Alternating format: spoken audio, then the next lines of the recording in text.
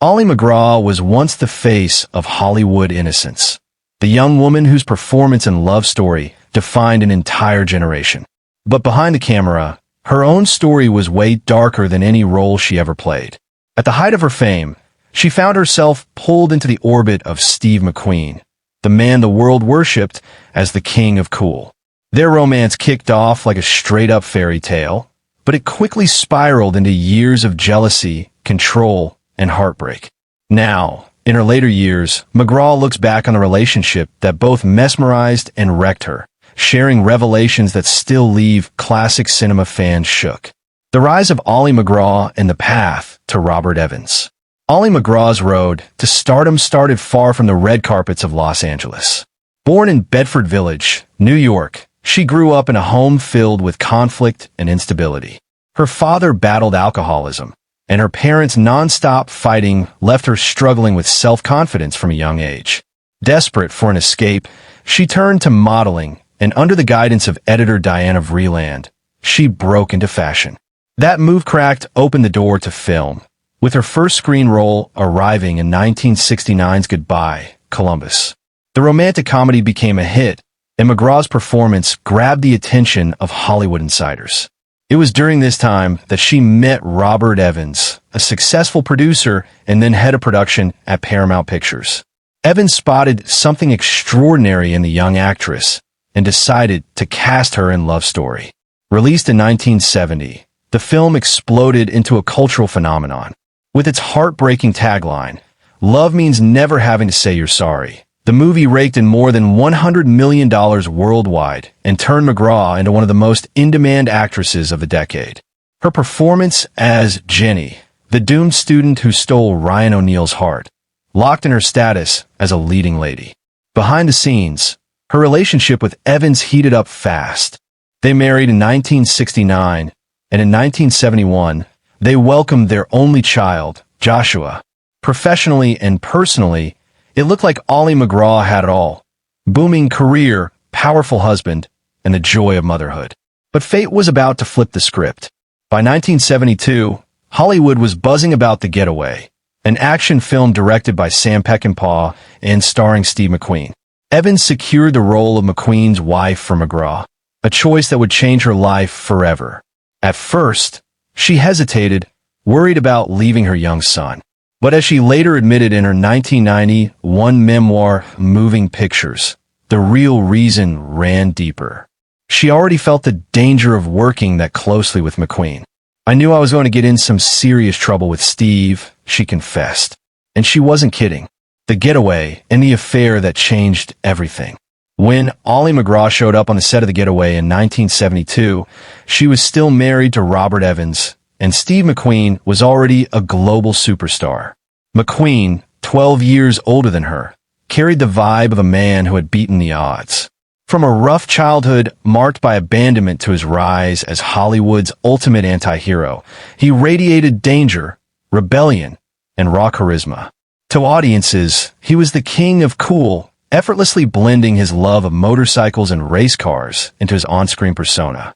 To MacGraw, he was magnetic, almost impossible to resist.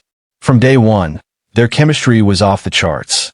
MacGraw later described it as chemical, saying that when McQueen walked into a room, men, women, and kids would all turn their heads.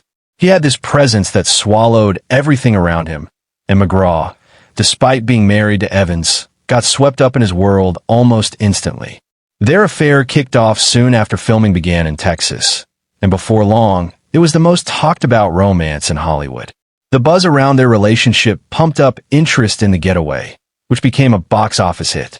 But while fans and the press swooned over the on-screen passion, the real-life fallout was messy.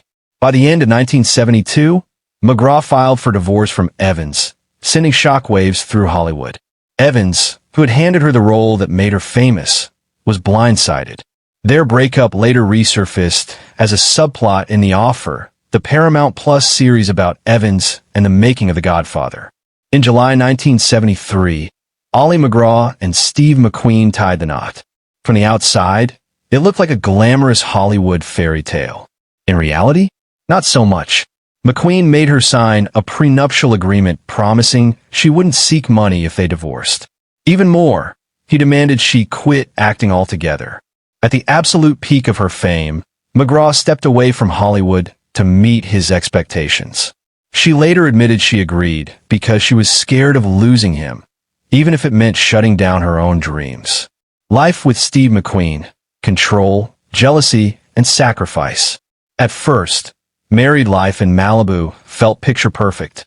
Ollie MacGraw and Steve McQueen settled into a private beach house, hosting barbecues, walking along the shore, and hanging with a tight circle of friends. To the world, they were the ultimate golden couple. But behind closed doors, things started cracking fast. McQueen carried deep wounds from his childhood. Abandoned by his father and sent away by his mother, he grew up mistrustful, especially of women. Those insecurities exploded inside the marriage.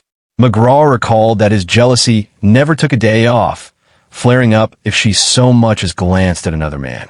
Yet at the same time, McQueen openly flirted and was rumored to be having multiple affairs. The double standard was wild. One of the hardest hits for MacGraw was walking away from her career. McQueen, then the highest paid actor in the world, flat out told her he didn't want a working wife. He was the biggest movie star in the world, and he didn't want me to work, she admitted years later.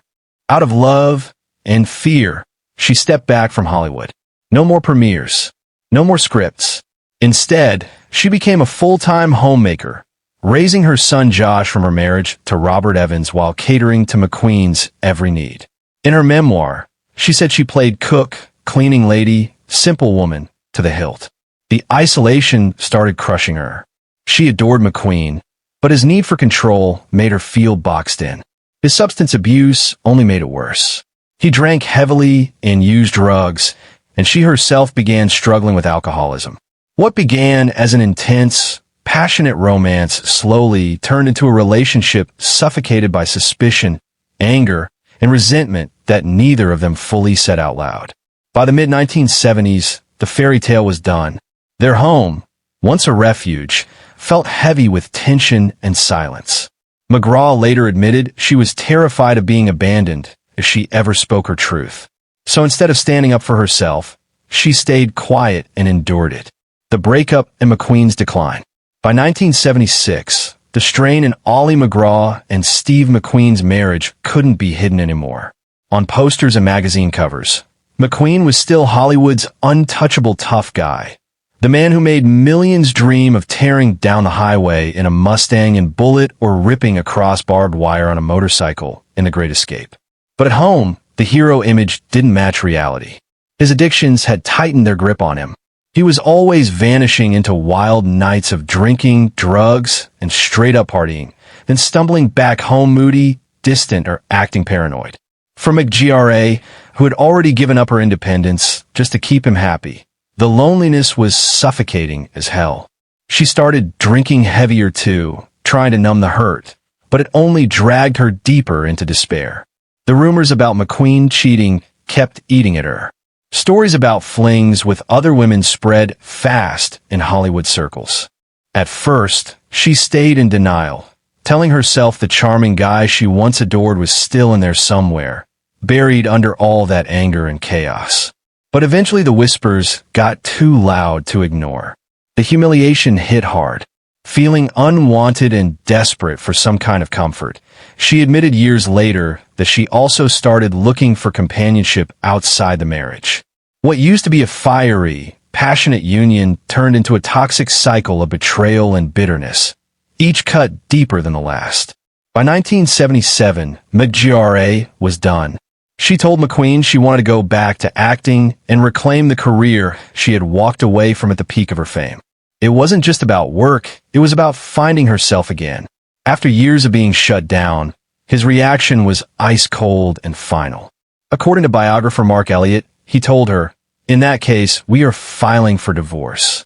Just like that. Those words shattered whatever illusion she had left. It proved her worst fear right, that her voice and choices had never really mattered to him. Determined to stand on her own 2 feet again, MacGraw took a role in Convoy, directed by Sam Peckinpah. That move basically killed any shot at reconciliation. They tried for a minute to patch things up, but trust was already gone, evaporated. In 1978, after 5 years marked as much by control and jealousy as passion, the divorce was finalized. Only 2 years later, tragedy struck. In 1980, at age 50, Steve McQueen died from pleural mesothelioma, a rare cancer caused by asbestos exposure. His illness shocked the film industry and crushed the people closest to him. For MacGraw, the grief was complicated. Despite the anger, the betrayals, and all that pain, she had loved him deeply. Looking back decades later, she said, "I wish we had both grown old sober." That line says it all.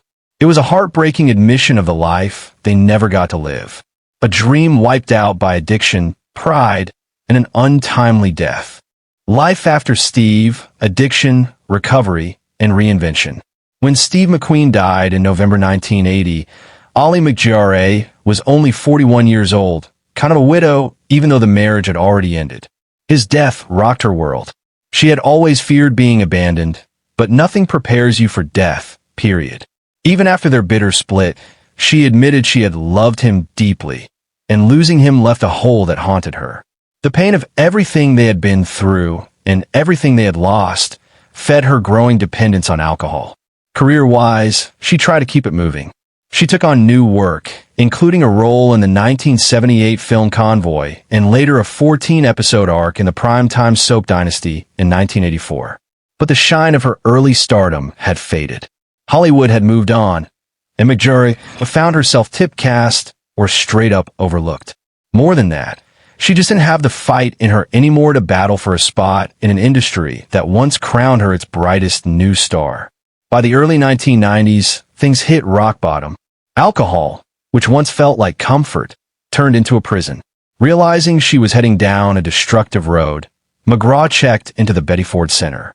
There, she began the long, brutal process of recovery, facing not just the addiction, but the emotional scars from her marriages, her stalled career, and her years with McQueen. It was a real turning point, the moment she finally started reclaiming her life after decades of chaos. In 1991, she released her memoir, Moving Pictures, an autobiography. Raw and brutally honest, the book exposed her painful childhood, her messy relationships, and the price of fame. It became a bestseller, hitting home with readers who saw their own struggles with love, loss, and addiction reflected in her story. By 1994, she walked away from Hollywood for good, moving to Santa Fe, New Mexico. She swapped film sets for quiet days of painting, gardening, and spiritual practice. Far from the madness of the entertainment world, Ollie MacGraw finally started to heal for real. Reflection, sobriety, and life at 85. In Santa Fe, Ollie MacGraw found the peace that had dodged her for decades. No cameras, no drama. She committed herself to sobriety, wellness, and a simple life. Yoga and meditation became daily rituals. She tended her garden and kept animals close. After years of chaos, she realized healing demanded solitude and stillness. She has now been sober for over 30 years, something she once thought was impossible. "I used to rewrite the past, fantasize about the future," she said. "But now I believe in living fully to the very best of my ability. I feel very blessed." MacGraw never remarried. Instead, she chose self-discovery. Her friendships became her anchors, including reconnecting with Love Story co-star Ryan O'Neal. In 2016, they reunited on stage for a touring production of Love Letters. Their effortless chemistry reminded people why they were once household names. For her, it was simply proof that some connections stick even when life flips upside down. She poured her creative energy into new passions too. Teaming up with Ibu, a fashion collective working with female artisans worldwide, she helped create clothing lines celebrating craftsmanship and empowering women. For someone who once ditched her career to fit into another person's world, this work was her way of carving out her own lane, built on independence instead of sacrifice. Even at 85, she speaks openly about her past. She has never denied the magnetic pull of Steve McQueen, calling it chemical and admitting she sensed trouble the second they met. But she doesn't sugarcoat what followed. There were incredible days and absolutely dreadful ones. "I'm not a victim in any way," she has said. "There were many times that were just wonderful, and there were many times that were just ghastly." That honesty gives her story weight far beyond Hollywood. Ally McGraw isn't just a young woman from Love Story anymore. She's a survivor who lived through fame, heartbreak, addiction, and loss, and came out the other side strong enough to own her truth. Ally McGraw's memories of Steve McQueen carry both love and pain, a reminder that even the most glamorous romances can hide unbearable struggles. What do you think about her courage in sharing these truths after so many years? Let us know in the comments.